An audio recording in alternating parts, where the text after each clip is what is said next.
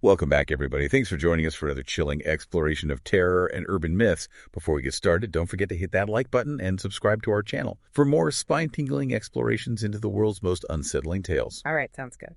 So, tonight, Tonight. we're turning our attention to a place where ancient whispers echo through the corridors of modern life, China. Ooh, China. Tonight's episode focuses on one story in particular. Okay. A story that winds its way through a university campus. A place many of you are likely familiar with. Yeah, I bet. It's a place dedicated to knowledge and enlightenment. But beneath this veneer of normalcy, a darkness lingers. A tragedy that continues to haunt the present. Right. The story we're exploring is known as the Lonely Braid's Path. It takes place on a specific pathway on a Chinese university campus. A path that has become a chilling landmark in local folklore. Oh, wow. Imagine for a moment the familiar scene, bustling students, the quiet hum of academic life. Yeah. But the events that unfold are anything but ordinary. Yeah. It's this contrast, this intrusion of the supernatural into the mundane that makes the tale so unsettling. Very interesting. The story centers on a young woman, an illegal immigrant who was desperately trying to enter the country with her boyfriend. They were hiding on a train, seeking a new life, a chance at a future together. But their dreams were shattered one cold, dark night when the police began inspecting the train. Fear gripped the young couple as they realized discovery was imminent. In a moment of desperation, the woman decided to jump from the moving train, hoping to escape into the darkness. But as she prepared to leap, her boyfriend, consumed by his own fear, hesitated and ultimately abandoned her. He abandoned her. Can you imagine the utter terror she must have felt? The chilling realization that the person she trusted most had chosen self-preservation over their shared dream? I mean, yeah, that's a tough spot to be in, for sure. It's a betrayal that cuts deep, leaving a wound that extends beyond the physical realm. Right. And the tragic consequences of this betrayal are what fuel the haunting that follows. As the woman jumped from the train, her long braid got caught on the window frame. The force of the fall was so violent that her hair, a piece of her scalp, and tragically her face were torn away. Oh, my God. The image is gruesome, almost too horrific to contemplate. Yeah. Yet she survived the fall, albeit terribly disfigured and alone. Wow. She stumbled from the tracks, her life ebbing away with each agonizing step. And the path she took, the path, stained with her blood and her pain, became the Lonely Braid's path. Oh, wow. Her death, you see, wasn't merely a tragic accident. It was a consequence of desperation, a betrayal, of a system that forces individuals to make impossible choices. And ghosts that haunts this path, this faceless specter, becomes a chilling reminder of the human cost of such circumstances. Right, right. It's interesting that you mentioned the facelessness of the ghost. It's almost as if her identity, her very humanity, was stripped away along with her face. What do you think of that? Well, I think it speaks to a profound loss, not just of physical features, but of a sense of self. She died not knowing who she was, where she belonged, or if her sacrifices had been worth it. And perhaps that's what she continues to search for on that lonely path. A recognition of her existence, a validation of her suffering. It's a haunting thought, isn't it? To be trapped between worlds, yearning for something you can never fully attain. Yeah. And what about the sightings? Are there any patterns to who encounters this ghost, or is it a random occurrence? Well, that's where the story takes an even more unsettling turn. Many of the reported sightings you see have been by male students walking the path alone at night. Some believe this isn't a coincidence, that the ghost's focus on men reflects the betrayal she experienced at the hands of her boyfriend. So is this a vengeful spirit seeking retribution for the wrongs done to her, or is there something more nuanced at play? It's difficult to say with certainty, but it raises interesting questions about the nature of guilt and responsibility. Does the ghost's presence serve as a reminder of the consequences of abandoning someone in need? Or is it a more generalized expression of anger towards a system that creates such desperate circumstances?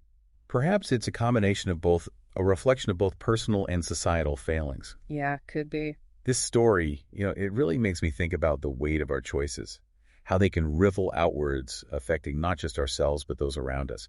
It's a chilling reminder that our actions have consequences, both in this life and perhaps in whatever lies beyond. Yeah, you really never know how your actions are going to affect other people, that's for sure. But before we move on, I want to pause for a moment and ask you, the listener, a question. Have you ever felt pressured to make a difficult choice? A choice that could potentially harm someone you cared about? Have you ever experienced the sting of betrayal, the crushing weight of being abandoned in your time of need? Well, yeah, I think we've all probably felt that at some point in our lives. It's a sobering reminder that even in the seemingly safe and familiar environment of a university campus, darkness can lurk, and the echoes of the past can reach out to touch us in unexpected ways. I agree. Now let's shift our focus to another corner of Chinese folklore, to a story that takes us from the confines of a university campus to the heart of wartime China. Okay. This tale, you'll find, is steeped in mystery, in the kind of unexplained disappearance that chills the very marrow of our bones. All right, let's hear it. We're talking about the vanishing of nearly 3,000 soldiers in 1939, a story that has baffled historians and fueled countless theories for decades. 3,000 soldiers. It's 1939, the height of the Second Sino-Japanese War. A colonel named Li Fuxin deploys nearly 3,000 soldiers to defend a crucial bridge on the Yangtze River. Okay. Their mission was of vital strategic importance. Preventing the Japanese forces from using the bridge to outflank the Chinese troops could mean the difference between victory and defeat. The soldiers took up their positions, prepared to defend the bridge with their lives. But the next morning, when the colonel attempted to contact them, he was met with an unsettling silence. There was no response, no sign of life, just an eerie void where the lively chatter of his men should have been. Concerned and deeply puzzled by the lack of communication, the colonel dispatched another group of soldiers to investigate, and what they discovered at the encampment would etch itself into the annals of unexplained events. Right. They found the camp completely deserted. But what was truly unnerving was the state of the camp itself. Everything was in order. Weapons were in their positions ready to fire. Supplies were neatly stacked, ammunition untouched. Wow. There was absolutely no sign of a struggle, no indication of a hasty retreat, no trails leading away from the site. It was as if the soldiers had simply ceased to exist, vanished, without a trace, leaving behind only the chilling remnants of their presence. That's so creepy. Think about it. You're one of those soldiers approaching the camp, expecting to find your comrades. But instead, you're met with this unsettling silence, this eerie tableau of normalcy frozen in time. Right. The very air seems to crackle with an unspoken question. What happened to these men? Yeah. Where did they go? I don't know. It's a question that has haunted researchers and historians for generations. And the lack of a definitive answer, the sheer impossibility of it all, is perhaps the most unsettling aspect of this story. It's a void, an absence that defies explanation, and it preys on our deep-seated need for order, for understanding. Yeah, we always want to try and figure things out. The human mind, you see, abhors vacuums of knowledge. We crave explanations, narratives that help us make sense of the world around us, but sometimes the universe offers no such comfort. Sometimes we're left to grapple with the sheer incomprehensibility of events, to face the chilling reality that some mysteries may never be solved. Yeah, I can see that. And it's in these moments of unknowing, of confronting the limits of our understanding, that fear truly takes root. It's not the monster in the shadows, not the ghost in the graveyard, but the emptiness, the void that chills us to our core. The not knowing. It's the abyss staring back, whispering of possibilities beyond our comprehension. Right. The disappearance of those 3,000 soldiers is more than just a historical anomaly. It's a rupture in the fabric of reality. A stark reminder that despite our advancements, despite our thirst for knowledge, there are forces at play in this world that we may never fully grasp. Interesting. Now, before we delve into another unsettling tale from the depths of Chinese folklore, I want to take a moment to remind you, our listeners, that we rely on your support to bring these stories to life. If you're enjoying our exploration of terror and urban myths, please take a moment to hit that like button and subscribe to our channel. Your support helps us reach a wider audience and ensures we can continue to share these chilling tales from around the globe. I hope everyone's enjoying it so far. Now let's turn our attention to a story that blends the elements of the familiar with the deeply unsettling. A story that takes place on a bus, a mode of transport most of us use regularly, a symbol of our interconnectedness, of the shared journeys we undertake in our daily lives. But in this tale, that symbol of normalcy, of routine, takes a decidedly dark turn, transporting us into a realm where the boundaries between the living and the dead become blurred and the mundane transforms into the macabre. Ooh, it's a bus. That's interesting. The story you see speaks to our anxieties about the unknown, about the potential for the ordinary to morph into the extraordinary, for the everyday to become a conduit for the supernatural. Right. It's November 1995 in Beijing. A young man boards the last bus of the night Rit 302, heading towards an area called Fragrance Hills. The bus is mostly empty, a quiet hum of anticipation filling the air as passengers settle into their seats, lost in their own thoughts. their faces illuminated by the pale glow of streetlights filtering through the windows. Okay. But the tranquility of the journey is soon disrupted when the bus makes an unscheduled stop to pick up two men who flag it down. Uh-huh. And these men, they immediately stand out from the other passengers. Their attire is striking, almost anachronistic. They're dressed in traditional clothing from the Qin dynasty, a dynasty that ended over 2,000 years ago. Oh, wow. Imagine that. You're sitting on a bus heading home after a long day, and suddenly two men dressed as if they stepped out of a history book board the bus. It's the kind of detail that makes you sit up and take notice, that sends a ripple of unease through the otherwise mundane atmosphere. Yeah, I would notice that. But the strangeness doesn't end there. As the men board, the other passengers realize there are actually three of them. The third man appears to be unconscious, draped over the shoulders of the other two, his limbs hanging limply, his face obscured by shadows. Unconscious. Okay. And there's something about their appearance, about their demeanor, that unsettles the other passengers. They have these pale, almost deathly white faces, and their movements are slow, deliberate, lacking the usual bustle and energy of living beings. They don't speak, they don't acknowledge the stares directed at them. They just move like phantoms through the aisle, their presence casting a pall over the bus. So creepy. It's like a scene ripped from a nightmare, isn't it? These figures, out of time, out of place, intruding into the normalcy of a late-night bus ride. Totally. The other passengers, sensing something amiss, shift uncomfortably in their seats, their gazes darting between the three men and the bus driver, who seems oblivious to the unsettling presence of his new passengers. Right. And as the bus continues its journey, the sense of unease only intensifies. The three men remain silent, their stillness, a stark contrast to the gentle rocking of the bus. Their pale faces seeming to absorb the dim light, their eyes, if they were open, holding secrets best left undisturbed. Oh, yeah. The atmosphere inside the bus becomes thick with tension, a palpable sense of dread settling over the passengers. One by one, as their stops arrive, they disembark quickly, eager to escape the unsettling presence of the three men. Right. You got to get off that bus. Eventually, only the young man, an elderly woman sitting a few rows ahead, and the three enigmatic figures remain. The silence between them is heavy, broken only by the rumble of the engine and the occasional cough from the young man, who finds himself unable to tear his gaze away from the three men in the back. Okay. And then, in a moment of unexpected chaos, the elderly woman rises from her seat and begins to berate the young man, accusing him of stealing her wallet. She's accusing you. It's a bizarre turn of events. The young man, clearly bewildered by the accusation, vehemently denies any wrongdoing, but the woman is insistent, shrilling her accusations, echoing through the mostly empty bus. Oh, wow. The commotion's enough to draw the attention of the bus driver, who up until this point has remained strangely detached from the unfolding event.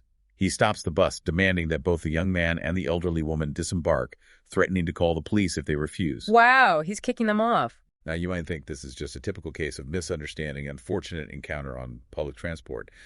But as the young man and the elderly woman step off the bus and onto the darkened street, the story takes a truly chilling turn. Okay, what happens? As they walk away from the bus stop, the young man, still shaken and bewildered by the accusation, asks the elderly woman where the police station is intending to clear his name and report the false accusation.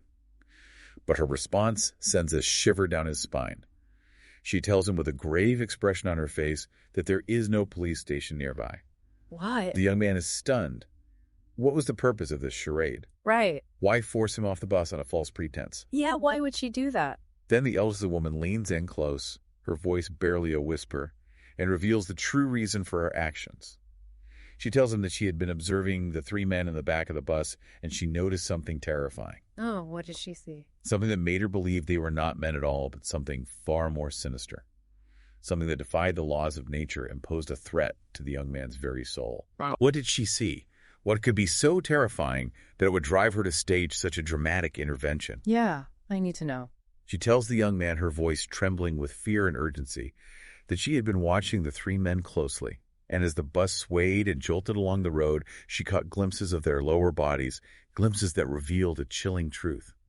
None of the men had legs. They didn't have legs. The elderly woman, drawing on her years of experience and her knowledge of folklore, believed that the three men were not human. She suspected they were either demons or ghosts, their legless forms a testament to their otherworldly nature. Wow. And she risked her own safety, fabricated a story to get the young man off that bus, convinced that staying on board would have meant certain doom. Wow, That's so crazy. It's a tale that blurs the lines between reality and the supernatural, that forces us to confront the possibility that the world is not as straightforward as black and white as we might like to believe. Right. It's a reminder that even in the most ordinary of settings, the most mundane of routines, the extraordinary can intrude. The veil between worlds can thin, and the forces of darkness can make their presence known. I agree. But this story, it doesn't end there.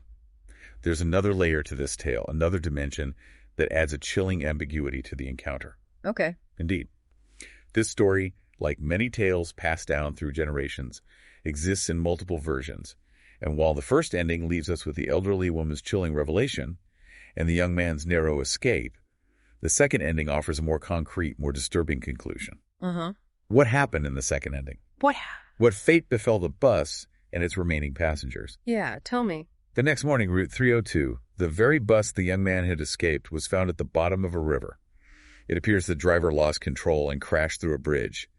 The wreckage mangled the scene, a testament to the violence of the impact. Oh, no. But the most chilling detail of all is that the driver's body was never recovered.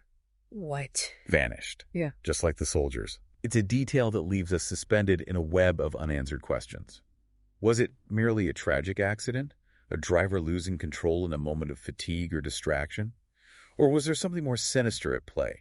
Something connected to the three legless men, their presence somehow influencing the events that led to the crash? Right. Yeah. Were they involved? It's impossible to say for certain, but the ambiguity, the lingering possibility of something supernatural at work, is what makes this story so profoundly unsettling. It plants a seed of doubt, a sense of unease that lingers long after the tale is told. Yeah, it does. And perhaps that's the true power of these urban legends. They tap into our deepest fears, our anxieties about the unknown, and leave us questioning the very nature of reality, the boundaries between the mundane and the macabre. Right. And it leaves you wondering what really happened. Now I want to pause for a moment and address you directly, Little. Yeah. Imagine yourself in that young man's shoes. You've just escaped a potentially deadly encounter, a brush with the supernatural. What emotions would wash over you? Relief, fear, confusion. Probably all of those. Would you dismiss it as a bizarre coincidence, a trick of the mind? Or would you accept the elderly woman's warning, embrace the possibility that the world is far more dangerous than you ever imagined? Yeah, I don't know. It's a question that forces us to confront our own beliefs, our own willingness to accept the existence of the unseen, the unexplained, and it highlights the enduring power of folklore, its ability to transport us beyond the confines of logic and reason, to make us question the very foundations of our reality. Very interesting. It's a reminder that the world is full of mysteries of shadows that flicker at the edge of our perception, of stories that whisper of the impossible, challenging us to expand our understanding of what is real, what is possible, and what might lurk just beyond the veil of the everyday. I like that. These stories, they often serve as a reflection of the culture from which they arise. And in Chinese folklore, there's a particular emphasis on the interplay between the physical and spiritual realms, on the importance of balance and harmony. That's a fascinating concept, that the idea that our actions, our emotions, our very essence can have repercussions beyond the physical realm. Precisely. And this brings us to another chilling tale, one that blends familiar elements of horror with a distinctly Chinese twist. We're going to explore the legend of the Yangshi, a creature that embodies this delicate balance between life and death, between the natural order and the forces that seek to disrupt it. I'm intrigued you mentioned a Chinese twist. What sets this creature apart from the vampires and zombies we might find in Western folklore? The Yangshi, like its Western counterparts, is driven by an insatiable hunger, a craving for the life force, the qi that flows through living beings. But what makes it unique is its susceptibility to the very essence of Chinese culture, traditional food. Wait a minute, you're saying that instead of garlic holy water or stakes through the heart, the way to repel a Yangshi is with a plate of dumplings. That's unexpected, to say the least. That's right. While traditional vampire defenses might prove ineffective against a Yangshi, the warmth, the aroma, the very essence of traditional Chinese food is said to act as a powerful deterrent. It's almost as if the food itself embodies the life force, the qi that the Yangshi craves, and by offering it nourishment, by appealing to its connection to humanity, you're somehow disrupting its dark intentions. Exactly. It's a fascinating concept, isn't it? This idea that the things that sustain us, the things that connect us to our culture, to our heritage, can also serve as potent weapons against the forces of darkness. It's like a metaphorical battle between chaos and order, between the primal urges of the undead and the comforting rituals of human life. And in this battle, a simple bowl of noodles becomes a powerful symbol of resistance. Do we have any specific examples of what kinds of traditional dishes are said to be particularly effective against the Yangshi? Is it the ingredients themselves, the way they're prepared, or is there something more intangible at play? The specifics you see, they often vary from region to region, even from family to family. Some believe it's the warmth of the food, the steam carrying the essence of life that disrupts the Yangshi's cold, lifeless nature. Others believe it's the specific ingredients, herbs, and spices that hold ancient medicinal properties that act as a repellent. So it's not just about the food itself, but about the traditions, the beliefs, the cultural significance woven into every dish. Precisely, it's about the generations of shared knowledge, the love and care that goes into preparing these meals, the rituals that bind families and communities together. It's this collective energy, this expression of life force that creates a barrier against the darkness. It's almost like a culinary shield, a protective aura woven from the aromas and flavors of tradition. This concept of food as a weapon against the supernatural, wouldn't you say it speaks to a deeper cultural understanding of the interconnectedness of all things? Indeed, in Chinese philosophy, there's a strong emphasis on the balance of yin and yang, the interplay of opposing forces that create harmony in the universe. And the Yangshi, with its hunger for life force, represents a disruption of that balance, an intrusion of yin, the dark passive energy, into the realm of yang, the bright active energy. So the traditional food, with its warmth, its vibrancy, its connection to life and community, acts as a kind of counterbalance, restoring harmony by reinforcing the yang energy. That's a compelling interpretation, and it highlights the importance of maintaining balance not just within ourselves, but within the world around us. It's a reminder that even in the face of fear, even in the presence of creatures that seek to drain our life force, the things that connect us, the things that nourish us, can also be our greatest weapons. We've explored tales of betrayal, of unexplained disappearances, of creatures that defy our understanding of the natural world. But what about haunted places? Does China have its share of locations steeped in stories of the supernatural places, where the veil between worlds seems to thin, allowing glimpses into the realm beyond? China, you see, is a land steeped in history and ancient traditions and beliefs, and over centuries, countless tales have emerged from the shadows whispering of places where the echoes of the past linger, where the spirits of the departed refuse to let go. So let's embark on a virtual ghost hunt, shall we? What are some of the most infamous haunted locations in China, places where the hairs on the back of your neck stand on end, where the very air crackles with an unseen presence? One place that holds a special significance in the annals of Chinese ghost lore is the Forbidden City in Beijing. It's a sprawling palace complex, a labyrinth of courtyards, temples, and grand halls that served as the seat of imperial power for centuries. The Forbidden City, that's a major tourist destination. Are you saying people might be snapping selfies with ghosts in the background? Well, perhaps not selfies, but over the years, countless stories have emerged from within those imposing walls. Tales of unexplained occurrences, of strange sightings, of whispers and shadows that seem to dance at the periphery of vision. It's almost as if the weight of history, the echoes of all those lives lived and lost within those walls, has created a kind of energetic residue, a palpable sense of the past bleeding into the present. Some believe the Forbidden City is haunted by the spirits of concubines who met tragic ends their souls, unable to find peace within those opulent confines. Others whisper of emperors, of guards, of courtiers, all trapped within the cycle of history, their whispers carried on the wind, their shadows lurking in the dimly lit corridors. It's a chilling thought, isn't it? To be trapped in a place unable to move on, forever bound to the events of the past. But the Forbidden City is not the only location in China where the boundaries between the living and the dead seem to blur. What other haunted hotspots should we add to our itinerary? Another location that holds a chilling reputation is Huiguan in Beijing. It's a former guild hall dating back to the Qing dynasty, a place where merchants and traders once gathered, their voices echoing through the grand halls, their footsteps wearing down the stone floors. But now those echoes have taken on a more spectral quality, a whisper of something beyond the realm of the living. What makes this place so particularly haunted?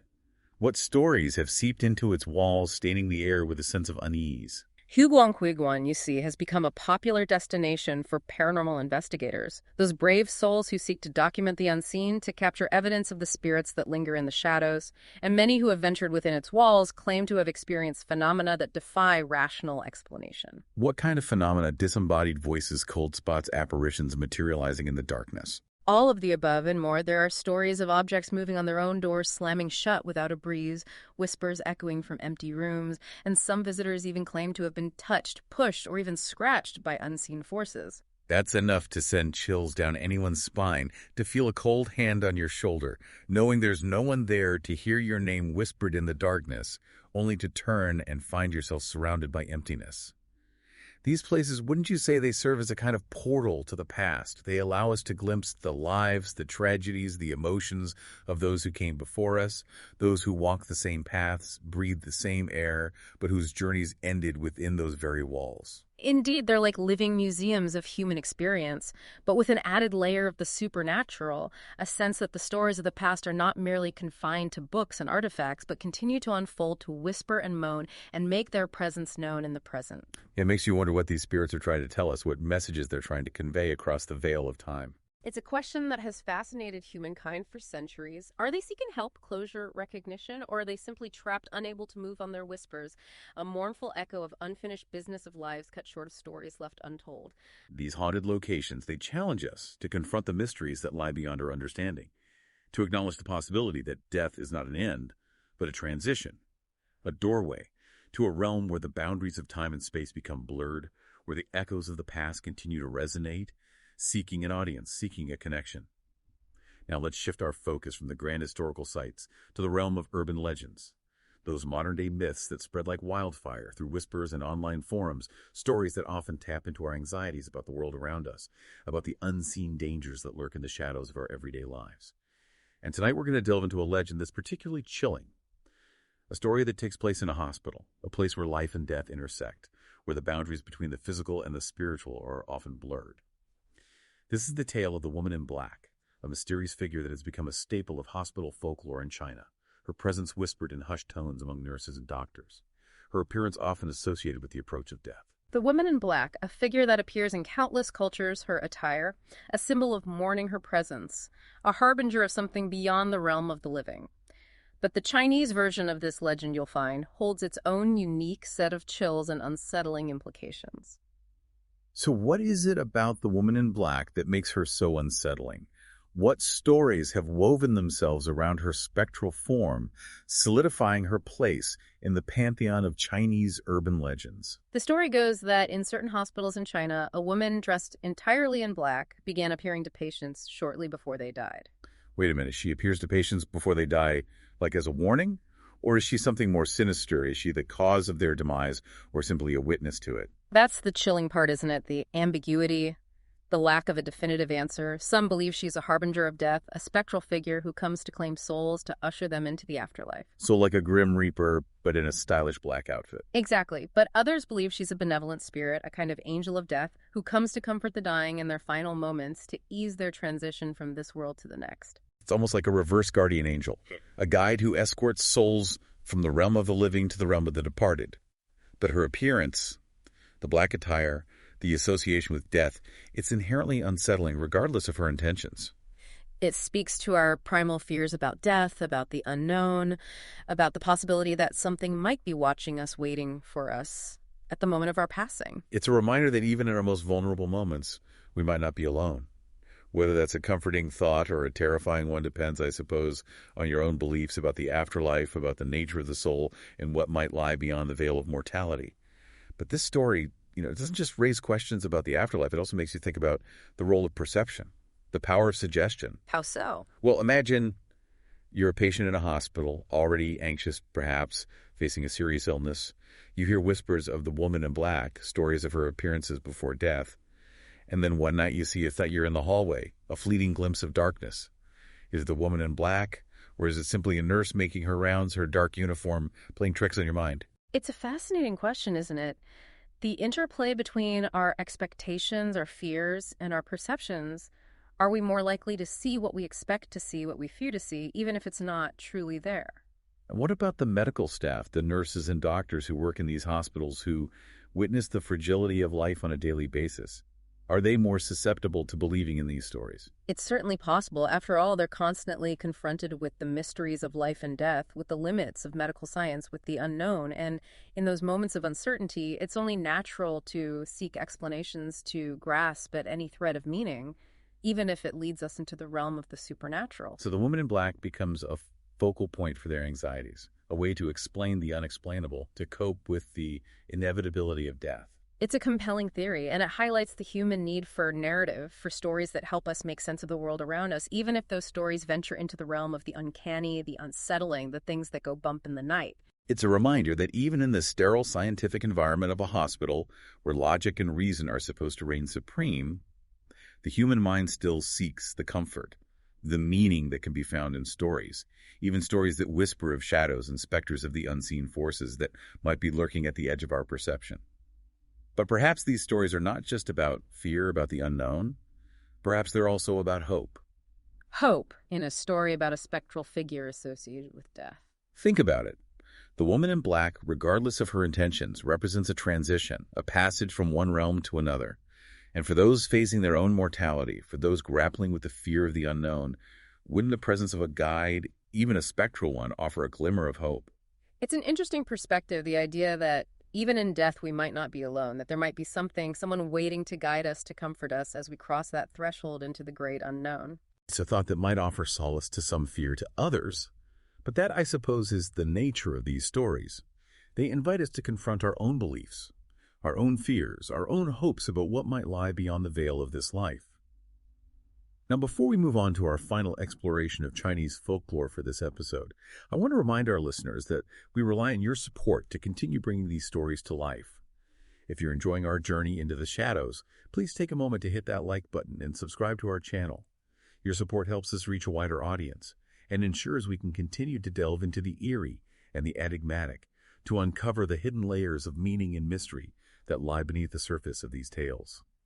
Now let's turn our attention to a story that takes us from the sterile environment of a hospital to the bustling streets of modern China, to a tale that blends elements of folklore with the anxieties of contemporary life. This is the story of the disappearing taxi, a modern urban legend that has gripped the imaginations of many in China, a tale that whispers of vanishing vehicles, of alternate realities, and of the unsettling possibility that the world we perceive might not be the only one that exists. The Disappearing Taxi, it's a story that preys on our anxieties about technology, about the rapid pace of change, about the ways in which the modern world can sometimes feel disorienting, even dangerous. So what's the story behind this vanishing taxi? What makes it so particularly unsettling in the context of modern China?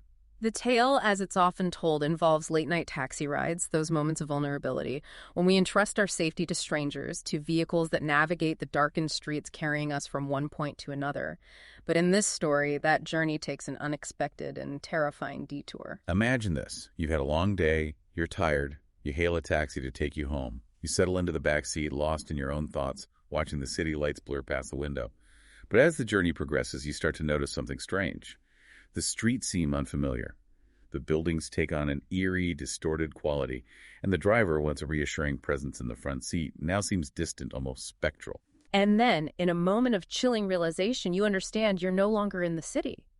The taxi has transported you to another realm, a place that exists alongside our own, but which remains hidden from view, accessible only through these random and terrifying encounters. It's like a glitch in the matrix, a sudden shift in reality that leaves you stranded, disoriented, and utterly terrified. Exactly. It's a story that taps into our fears about the unknown, about the potential for technology to malfunction, for the boundaries between realities to become blurred, for the familiar to morph into the uncanny. And what happens to those who find themselves trapped in this other realm? Do they ever find their way back, or are they lost forever in this unsettling parallel universe? That's where the legend takes on an even more chilling dimension. Some versions of the story suggest that those who enter this other realm are never seen again, their disappearance. A mystery that baffles authorities and leaves loved ones grappling with unanswered questions. So it's not just about the fear of the unknown, but the fear of being erased, of being forgotten, of simply ceasing to exist in the world you once knew. Exactly. It's a fear that speaks to our anxieties about the rapid pace of change, about the ways in which the modern world can sometimes feel overwhelming, even dehumanizing. It's as if the disappearing taxi becomes a metaphor for the anxieties of modern life, the fear of being swallowed up by the system, of losing our sense of self, of being adrift in a world that no longer makes sense. And the fact that the story takes place in a taxi, a symbol of our interconnectedness, of the shared journeys we undertake in our daily lives, makes it all the more unsettling. It suggests that even in the midst of the familiar, the mundane, the extraordinary can intrude, the boundaries between realities can shift, and the world as we know it can vanish in a heartbeat. It's a reminder that even in the age of technology of GPS and smartphones, we still navigate the world with a certain degree of trust, a belief that the systems we rely on will function as intended, that the paths we take will lead us to our intended destinations. But this story, like many urban legends, challenges that trust, reminding us that there are always unknown variables, always possibilities for error, always the potential for the unexpected to disrupt the carefully constructed narratives of our lives. It's a sobering thought, isn't it? And one that lingers long after the taxi ride is over, long after the city lights have faded, leaving us with a lingering sense of unease, a heightened awareness of the shadows that flicker at the edge of our perception. It's fascinating how these urban legends, these modern-day myths, reflect our anxieties about the world around us. They act as a kind of cultural mirror, you see, reflecting our fears, our hopes, our uncertainties back at us in the form of these unsettling narratives. And in a rapidly changing world, a world where technology is constantly evolving, where the boundaries between the real and the virtual are becoming increasingly blurred, it's no wonder that these stories often revolve around themes of disorientation, of loss of control, of the familiar morphing into the uncanny. The disappearing taxi, in that sense, is a perfect example of this phenomenon. It speaks to our anxieties about the systems we rely on, the technologies we embrace, and the possibility that these very systems, these technologies, might somehow turn against us, leading us astray, trapping us in realms beyond our comprehension. It's a reminder that even as we strive for progress, for innovation, for a deeper understanding of the world, there will always be mysteries, there will always be shadows, there will always be the potential for the unknown to disrupt our carefully constructed reality. Yeah, that's true. We've journeyed from ancient pathways to wartime battlefields, from bustling city streets to the sterile confines of hospitals, exploring tales that span centuries, stories that whisper of betrayal, of loss, of the unseen forces that shape our lives and deaths. We have covered a lot of ground tonight. And what have we learned from these encounters with the supernatural, with the shadows that lurk at the edge of our perception? Well, I think we've learned that fear, while a powerful emotion, is not always a negative force. It can serve as a warning, a signal that something is amiss, a reminder to be cautious, to be aware of the forces at play beyond our immediate understanding. And perhaps we've learned that the boundaries between the real and the supernatural, between the rational and the irrational, are not as clear-cut as we might like to believe. The world is a complex, multifaceted tapestry, woven from threads of logic and intuition of science and spirituality of the seen and the unseen. Yeah, I think that's a good way to put it.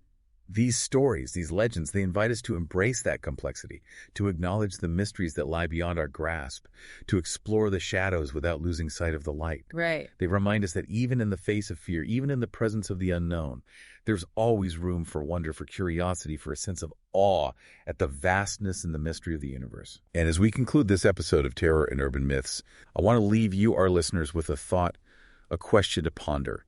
As you navigate the world, as you encounter the stories, the legends, the whispers that shape your own understanding of reality. I like it.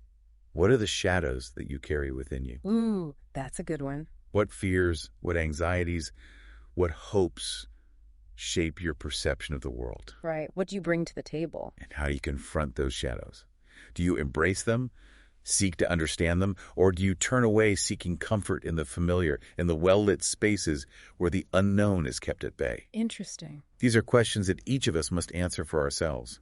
There's no right or wrong path, only the path that resonates with our individual experiences, our beliefs, our understanding of the world. Yeah, that's true. We all have our own journeys. But regardless of the path we choose, it's important to remember that we are not alone in this journey. We are all connected through our stories, through our experiences, through our shared humanity. We are all connected. And it is in that connection, in that shared space of wonder and curiosity, that we find the courage to face the shadows, to embrace the mysteries, and to continue exploring the vast and often unsettling tapestry of human experience. It's a journey we all take together. Thank you for joining us on this exploration of terror and urban myths. Thanks, everyone, for listening. And remember, if you're looking for more spine-tingling tales, for more deep dives into the eerie and the enigmatic, be sure to hit that like button and subscribe to our channel. Don't forget to subscribe. Until next time, stay curious, stay open-minded, and sweet dreams. Sweet dreams.